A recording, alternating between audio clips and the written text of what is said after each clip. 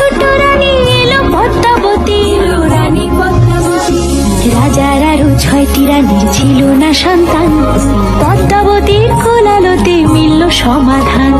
বছর যেতে জন্ম নিল 7 ছেলে 1 মেয়ে, হয় খুশির আকাশ হঠাৎ কালো মেঘে গেল ছেয়ে। হিংসেতে যায় জ্বলে পুড়ে বাকি 6টি রানী, যুক্তি করে ঘটায় ওরা 7 কুমারের হানি।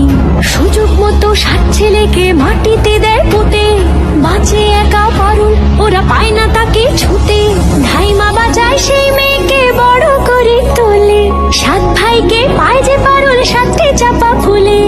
এত কিছুর পরেও রাজার বিপদ যে কাটে না, সূর্য নগরে সুখের সূর্য আর ওঠে না।